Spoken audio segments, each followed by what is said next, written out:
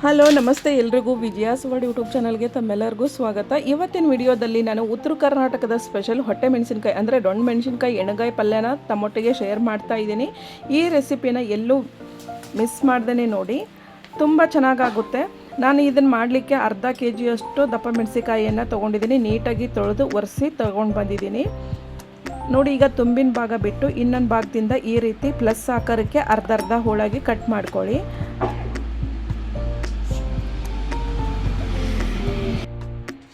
ನೋಡಿ, ಅರ್ಧ ಭಾಗದಷ್ಟೇ ಕಟ್ ಮಾಡಿ. ಈ ರೀತಿ ಕಟ್ ಮಾಡಿದಾಗ ಒಳಗಿನವೆಲ್ಲ ಸೀಡ್ಸು ದಪ್ಪ ಇದ್ವಂದರೆ ಅದನ್ನು ರಿಮೂವ್ ಮಾಡಿ, ಎಳಿವಿದ್ವಂದರೆ ಹಾಗೆ ಬಿಡಿ. ನೋಡಿ, ಇವೆಲ್ಲ ಸೀಡ್ಸು ಎಳಿವಿರೋದ್ರಿಂದ ನಾನು ಅದನ್ನು ರಿಮೂವ್ ಮಾಡಿಲ್ಲ, ಹಾಗೆ ಇಟ್ಟಿದ್ದೀನಿ.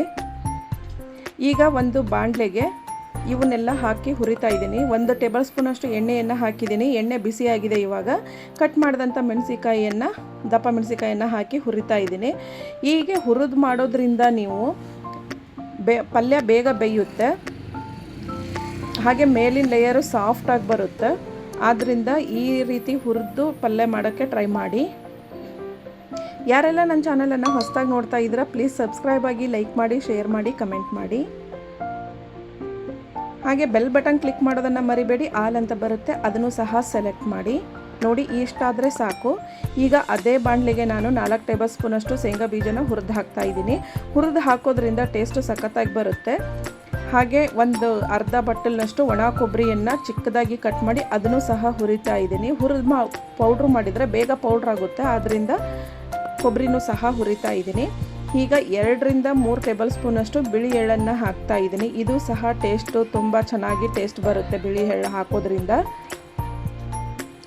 ಈಗ ಒಂದು ದೊಡ್ಡ ಗಾತ್ರದ ಬೆಳ್ಳುಳ್ಳಿನ ಸಿಪ್ಪಿ ತೆಗೆದು ಸ್ವಲ್ಪ ಹುರಿತಾ ಇದ್ದೀನಿ. ಇದೆಲ್ಲ ಹುರಿದಿದ್ದನ್ನು ಒಂದು ಮಿಕ್ಸಿ ಬೌಲಿಗೆ ಹಾಕಿ ನುಣ್ಣಗೆ ಪೌಡ್ರ್ ಮಾಡ್ಕೊಂಡು ಬರಬೇಕು. ಈಗ ಪೌಡ್ರ್ ಮಾಡ್ತಾ ಇದ್ದೀನಿ. ನಂತರ ಒಂದು ದೊಡ್ಡ ಗಾತ್ರದ ಈರುಳ್ಳಿನ ಚಿಕ್ಕದಾಗಿ ಕಟ್ ಮಾಡಿ ಒಂದು ಬಟ್ಲಿಗೆ ಹಾಕೋತಾ ಇದ್ದೀನಿ. ಇದಕ್ಕೆ ರುಚಿಗೆ ತಕ್ಕಷ್ಟು ಉಪ್ಪು, 1 ಟೇಬಲ್ ಸ್ಪೂನಷ್ಟು ಅರಿಶಿನ, ಹಾಗೆ ರುಚಿಗೆ ತಕ್ಕಷ್ಟು ಬೆಲ್ಲ, 2 ಟೇಬಲ್ ಸ್ಪೂನಷ್ಟು ಕುರುಶ್ನಿ ಪುಡಿ, ಗುರಾಳ್ ಪುಡಿ, ಹಾಗೆ ರುಬ್ಬಿದಂತಹ ಮಿಶ್ರಣನ ಇದಕ್ಕೆ ಸೇರಿಸ್ತಾ ಇದ್ದೀನಿ. ಎಲ್ಲ ಹಾಕಿದ್ದಾದಮೇಲೆ ಈ ರೀತಿ ನೀಟಾಗಿ ಕಲಸಿ, ಉಪ್ಪು ಖಾರ ಎಲ್ಲ ಬೆರೆಯಬೇಕು, ನೀಟಾಗಿ ಮಿಕ್ಸ್ ಆಗಬೇಕು. ಅಲ್ಲಿ ತನಕ ನೀಟಾಗಿ ನೀವು ಈ ರೀತಿ ಮ್ಯಾಶ್ ಮಾಡ್ಕೊಳ್ಳಿ. ಪೂರ್ತಿ ಕಲಸಿದಾದ್ಮೇಲೆ ಇದಕ್ಕೆ 1 ಟೇಬಲ್ ಸ್ಪೂನಷ್ಟು ಎಣ್ಣೆ ಹಾಕಿದ್ದೀನಿ. ಅದು ಈ ವಿಡಿಯೋದಲ್ಲಿ ಸ್ಕಿಪ್ ಆಗಿದೆ.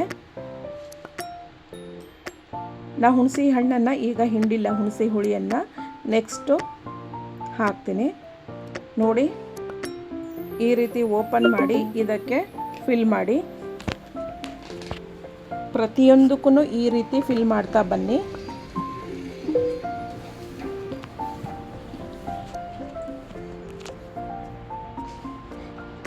ಇದು ಮಸಾಲೆ ಪದಾರ್ಥ ಸ್ವಲ್ಪ ಗಟ್ಟಿ ಇದ್ದರೆ ಎಣ್ಣೆಗಾಯಿ ಬೆಂದಾಗೂ ಹಾಗೇ ಒಳಗೆ ಬೆಂದಿರುತ್ತೆ, ಚೆನ್ನಾಗಿರುತ್ತೆ. ನೀವು ಸ್ವಲ್ಪ ಅದನ್ನು ಹುಳಿ ನೀರು ಅಥವಾ ಏನಾರ ಮಿಕ್ಸ್ ಮಾಡಿ ತಿಳು ಮಾಡ್ಕೊಂಡ್ರೆ ಅದು ಎಣ್ಣೆಗಾಯಲ್ಲಿ ಇರೋದೇ ಇಲ್ಲ, ಮಸಾಲೆ ಪದಾರ್ಥ ಬಿಟ್ಕೊಂಡ್ಬಿಡುತ್ತೆ. ಈಗ ಒಂದು ಬಾಣಲೆಗೆ 2 ರಿಂದ 3 ಟೇಬಲ್ ಸ್ಪೂನಷ್ಟು ಒಗ್ಗರಣೆಗೆ ಬೇಕಾದಷ್ಟು ಎಣ್ಣೆಯನ್ನು ಹಾಕ್ಕೊಳ್ಳಿ. ನಾನಿಲ್ಲಿ ಗಾಣದ ಎಣ್ಣೆಯನ್ನು ಬಳಸ್ತಾ ಇದ್ದೀನಿ. ಎಣ್ಣೆ ಬಿಸಿ ಆದ ನಂತರ ಸಾಸಿವೆ ಹಾಕ್ತಿದ್ದೀನಿ. ಸಾಸಿವೆ ಚಟಾಪಟ ಅಂತ ಸಿಡಿದಾದ್ಮೇಲೆ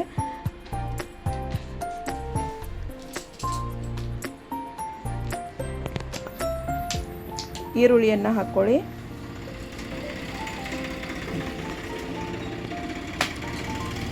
ಈರುಳ್ಳಿನ ಸ್ವಲ್ಪ ಬಾಡಿದ ನಂತರ ಸ್ವಲ್ಪ ಕರಿಬೇವನ್ನು ಮಿಕ್ಸ್ ಮಾಡಿ. ಈಗ ಮಸಾಲೆ ತುಂಬಿದ ಮೆಣಸಿನಕಾಯಿ ಹೋಳುಗಳನ್ನು ಇದಕ್ಕೆ ಹಾಕಿ ಸ್ವಲ್ಪ ಎಣ್ಣೆಯಲ್ಲಿ ಫ್ರೈ ಮಾಡಿ.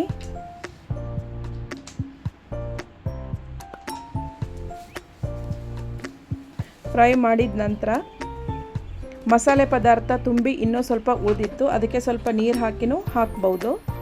ನಾನು ಇದಕ್ಕೆ ಹುಣಸೆ ರಸ ಬೆರೆಸ್ತಾ ಇದ್ದೀನಿ. ನೋಡಿ, ಮಸಾಲೆ ಪದಾರ್ಥಕ್ಕೆ ಸ್ವಲ್ಪ ನೀರನ್ನು ಮಿಕ್ಸ್ ಮಾಡಿ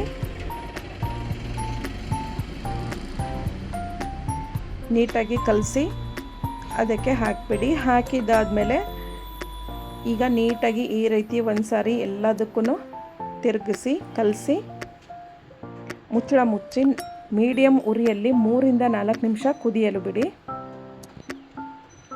ಮಧ್ಯೆ ಒಂದು ಸಾರಿ ಈ ಥರ ಓಪನ್ ಮಾಡಿ ನೋಡಿದಾಗ ಅದು ನೀಟಾಗಿ ಬೆಂದಿರುತ್ತೆ ನೋಡಿ. ಇಷ್ಟು ತಿಕ್ನೆಸ್ ಸಾಕು. ಇದು ಆರಿದಾದ್ಮೇಲೆ ಇನ್ನೂ ಸ್ವಲ್ಪ ಗಟ್ಟಿ ಆಗುತ್ತೆ ರಸ, ಆದ್ದರಿಂದ ಇಷ್ಟಿರುವಾಗ ಬಂದ್ ಮಾಡಿಬಿಡಿ. ಈಗ ಬೆಂದಿದೆ. ಇವಾಗ ಸ್ಟವನ್ನು ಸಂಪೂರ್ಣ ಬಂದ್ ಮಾಡಿಬಿಡಿ. ಈಗ ಎಣ್ಗಾಯಿ ರೆಡಿ ಆಯಿತು. ಇವತ್ತಿನ ನನ್ನ ಎಣ್ಗಾಯಿ ರೆಸಿಪಿ ಯಾರಿಗೆಲ್ಲ ಇಷ್ಟ ಆಗಿದ್ದರೆ ಪ್ಲೀಸ್ ಒಂದು ಕಮೆಂಟ್ ಮಾಡಿ. ಹಾಗೆ ನಿಮ್ಮ ಫ್ಯಾಮಿಲಿ ಫ್ರೆಂಡ್ಸಿಗೆ ಶೇರ್ ಮಾಡೋದನ್ನು ಮರಿಬೇಡಿ. Thanks for the watch.